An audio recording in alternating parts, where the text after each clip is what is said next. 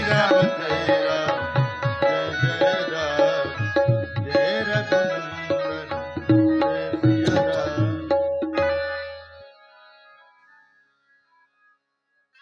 माँ कौशल्या बहुत प्रसन्न थी। राम जी के पहुंचते ही माँ ने एक बात रख दी राम जी के सामने। अब बोले, राम आज तुम्हारा युवराज पद का तिलक है।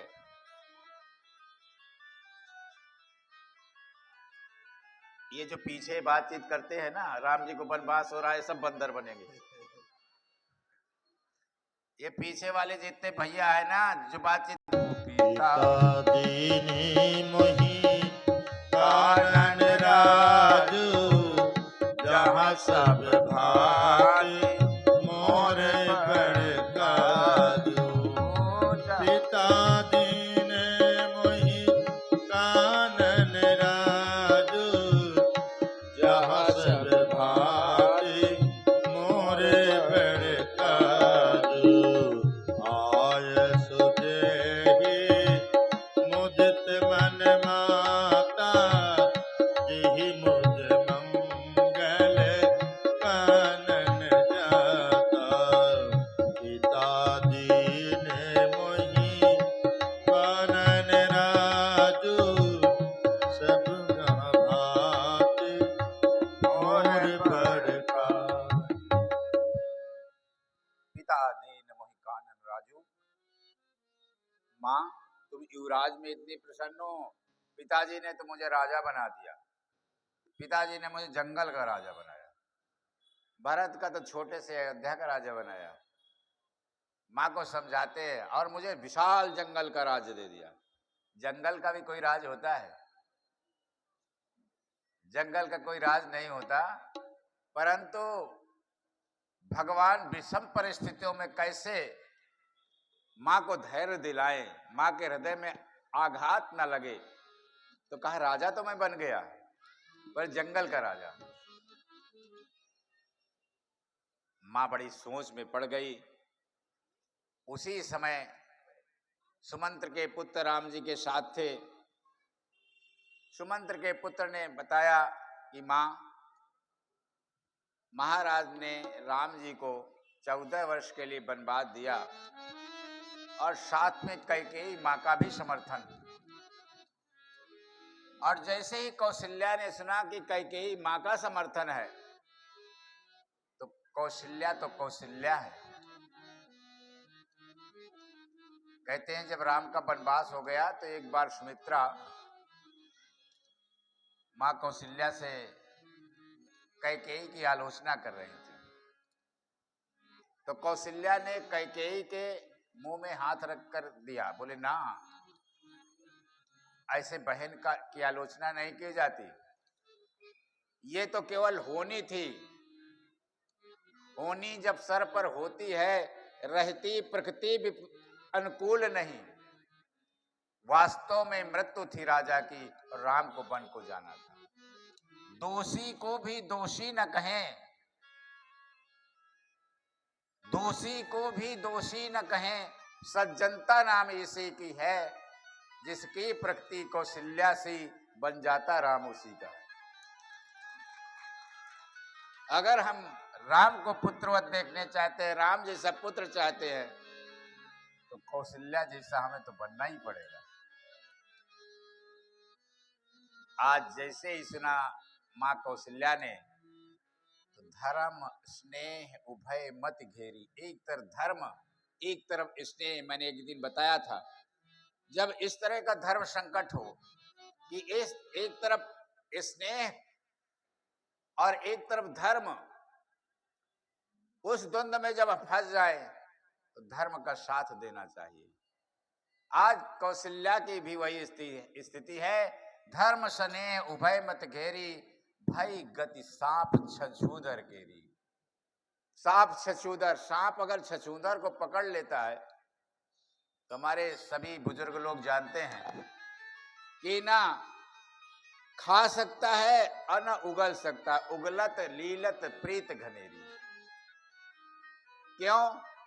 कि यदि उसे खाता है तो मर जाएगा, और उगलता है तो अंधा हो जाएगा। तो उसी तरह की स्थिति में आज कौशल्या फंसी हुई, परंतु कौशल्या ने धर्म का साथ दिया। और धर्म का साथ ये है कि महाराज दशरथ ने अगर आज्ञा दी है और उसमें मजली माँ का भी समर्थन है, तो राम तो कानन शतवध समाना, जो पितुमात कहो बन जाना, तो कानन शतवध समाना। अगर माता पिता दोनों का समर्थन है तो अयोध्या तो एक ही अयोध्या है, तुम्हारा जंगल जो है सहस्त्रों अयोध्या के समान हो जाए।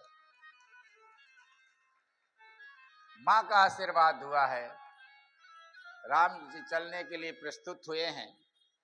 उसी समय वहां पर सीता जी पहुंचती हैं। सीता जी कुछ बोलती नहीं है। हमारे यहां मर्यादा थी, सास बैठी हो,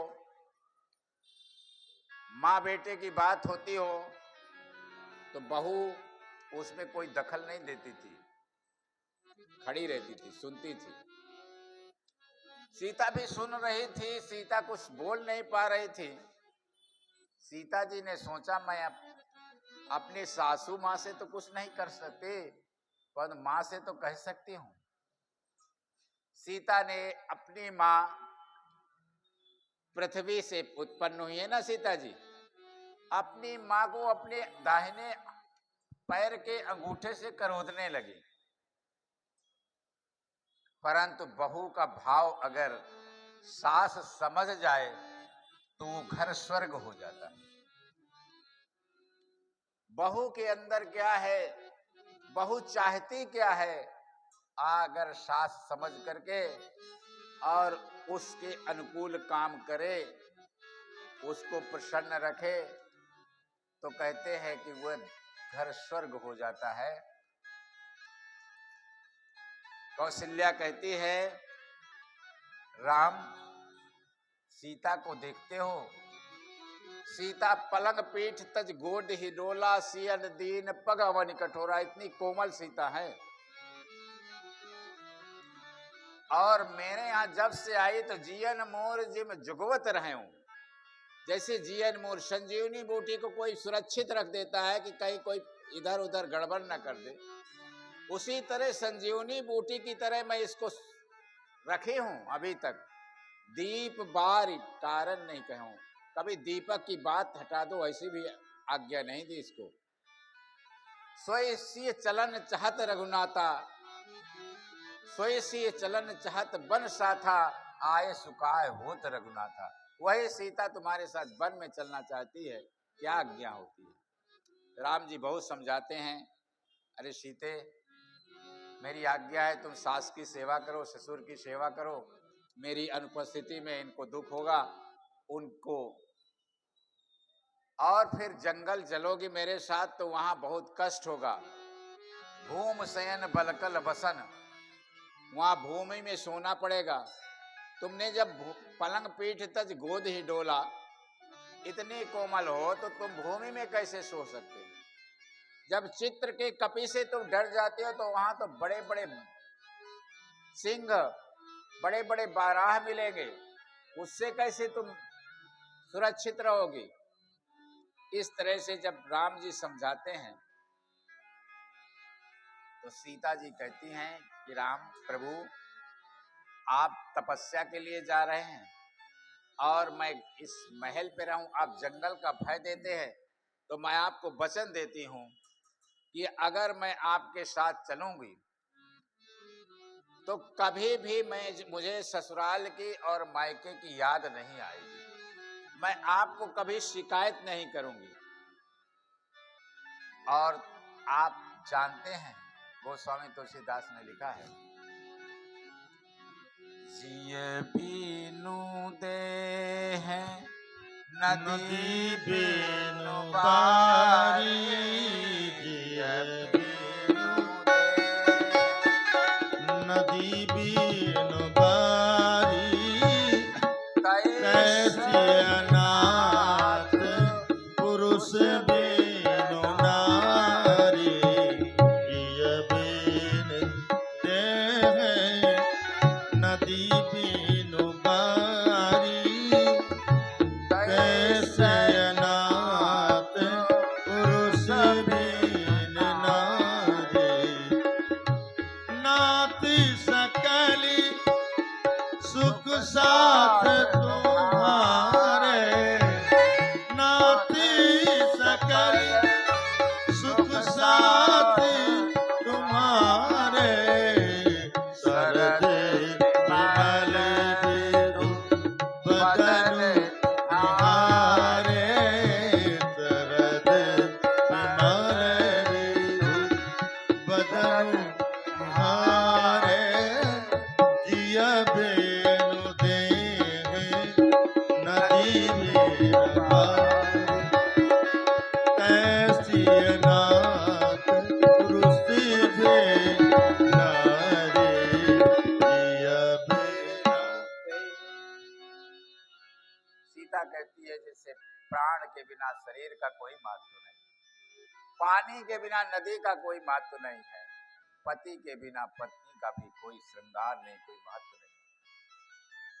इसीलिए नाथ आप मुझसे कहते हैं नव विधु नवीन शरद विधु यानी शरद ऋतु का जो चंद्रमा होता है पूर्णिमा का कितना शीतल होता है, ऐसा चंद्रमा के समान आपके शीतल बदन को देख करके मैं हमेशा प्रसन्न रहूंगी। और आप कहते हैं कि सास ससुर, तो सास ससुर बन देवी बन देव दारा करिहूं सास ससुर समसारा। बन देवी और बन देव, बन के देवता और बन की देवियां यही मेरे सास ससुर होंगे।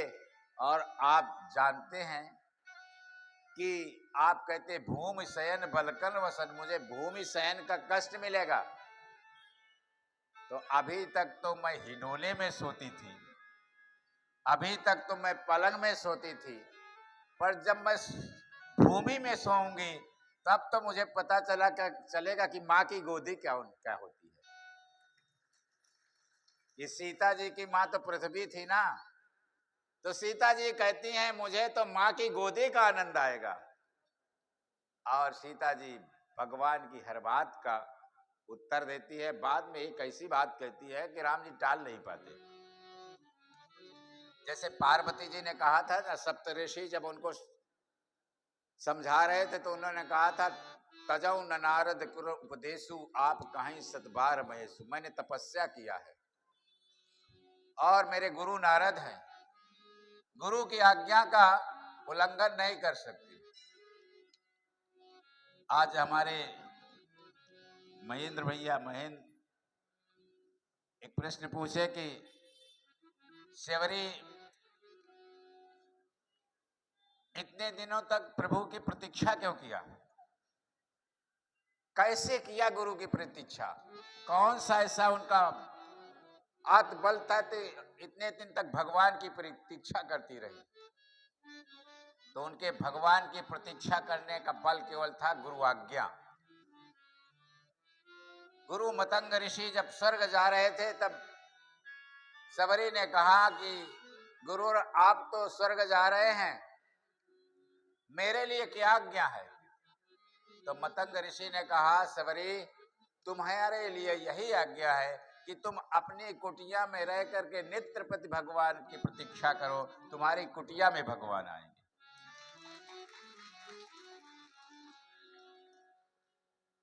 और शबरी गुरु की आज्ञा मान करके और अनंत काल तक भगवान के आने की प्रतीक्षा किया। गुरु की आज्ञा का परिणाम मुझे भगवान मिले। तो यहाँ पर पार्वती कहती है तजौ न नारद कर उपदेशु, मैं नारद का उपदेश नहीं छोड़ सकती। गुरु की आज्ञा से भगवान शंकर पति के रूप में उन्हें मिले ही। आज यहाँ पर सीता जी ऐसी बात कहती है कि प्रभु आप बताएं, मुझे कहते हैं मैं सुकुमार हूं और आप कितने कठोर हैं। मैंने तो आपको देखा फुलवारी में फूल तोड़ रहे थे और माथे से पसीना बह रहा था। कुसुम चाहे कुसुम की तरह आपका तो शरीर है, तो कैसे आप कहते हैं कि आप बहुत कठोर हैं? आप जाकर के जंगल में तपस्या करें, अब मैं राज में रह करके भोग भोगूं, ये कहां तक उचित है? मैं सुकुमारी नाथ नाथ बन बन जोगू, जोगू, मैं सुकुमारी नाथ बन जोगो, तुम तुम ही ही उचित उचित तप तप मौका मौका भोगो। भोगो। मैं सुकुमार नाथ बन जोगो, तुम ही उचित तप मौका भोगो। मैं सुकुमार। सीता जी की यह वचन सुनकर के राम जी ने कहा, नहीं विषाद कर अवसर आजू, बेग करो वन गमन समाजू। ये सीते, विषाद का समय नहीं है, तत्काल तैयार हो जाओ चलने के लिए। और जैसे यहाँ ये बात सीता जी की हो रही थी, जो माताएं आगे आ रही हैं वो आगे बैठ सकती हैं। इधर बहुत जगह है, बैठिए, यहाँ भी बैठ सकती, बहुत जगह है। बोलिए श्यावर रामचंद्र चंद्र जी जी महाराज महाराज की की जय। जय। जय जय।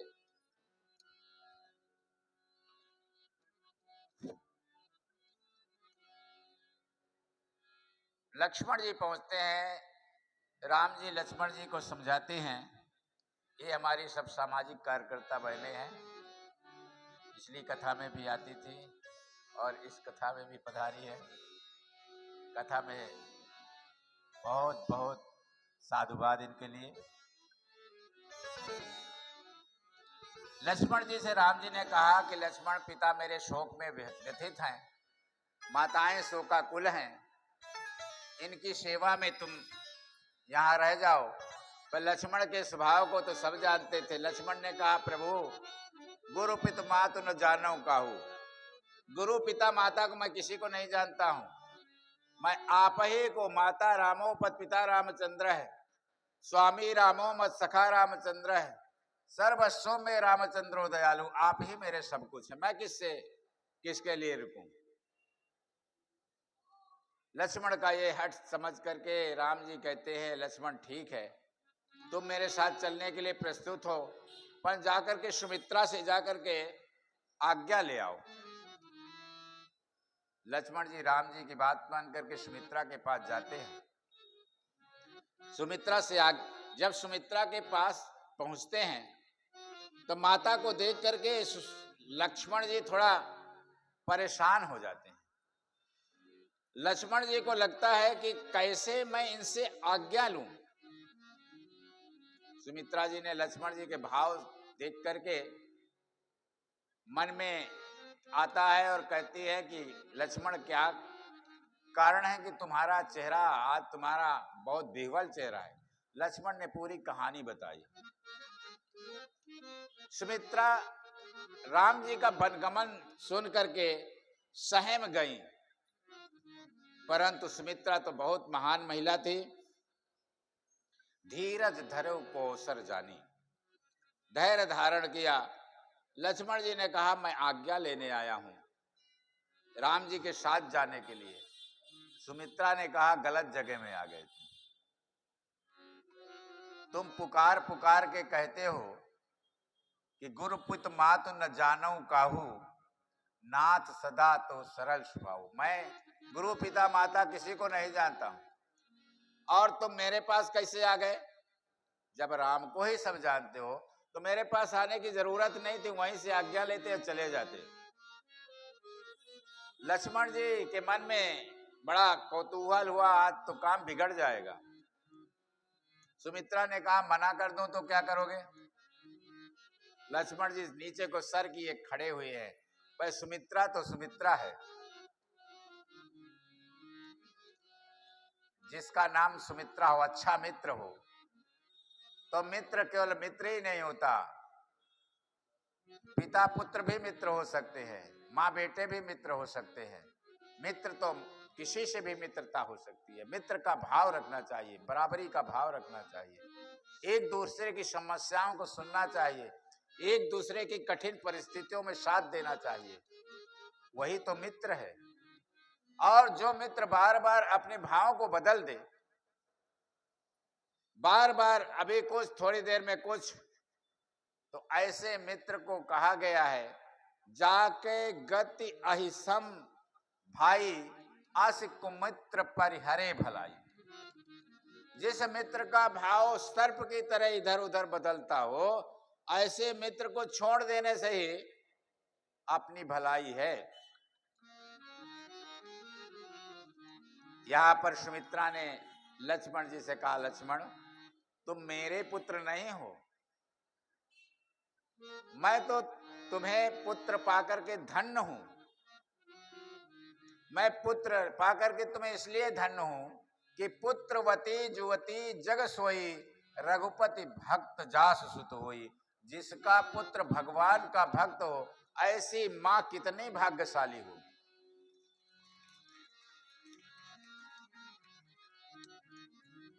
सुमित्रा कहती है कि तुम पुत्र तो हो जानकी के, वैदेही के पुत्र हो, तुम्हारी मां तो वैदेही है, परंतु तुम मेरे पुत्र हो। मैं तुम जैसा पुत्र पा करके धन्य हूं, और तुम अपने को वैदेही की मां मानो। देही को मां मान करके क्या करोगे, वैदेही को मां मानो। तातु तुम्हारी मातु वैदेही तात तुम्हार मातु वैदेही पिता राम सब भात स्नेही तात तुम्हार मातु वैदेही पिता राम सब भात स्नेही हो चौपसी राम बन जाही चौपसी राम बन जाही अवध तुम्हार काज कछु नाही अवध तुम्हार काज कछु नाही ओ ताते तुम्हारे मातु वैदेही पिता राम सब भात स्नेही तात तुम्हारे मातु वैदेही। लक्ष्मण जी सुमित्रा से आज्ञा लेकर के लक्ष्मण सीता राम वन के लिए तैयार होकर के कैकेयी के महल में गए हैं। कैकेयी ने बलकल वस्त्र दिया पहनने के लिए। राम लक्ष्मण ने तो बलकल वस्त्र पहन लिया, पर सीता कभी बलकल वस्त्र देखा नहीं था, छुआ नहीं था, हाथ में लेकर के खड़ी रही। उसी समय वहां पर अरुंधति वशिष्ठ की पत्नी उपस्थित थी। उसने कैकेयी को बहुत फटकारा, कहा एक कुटिले कैकेयी, मुझे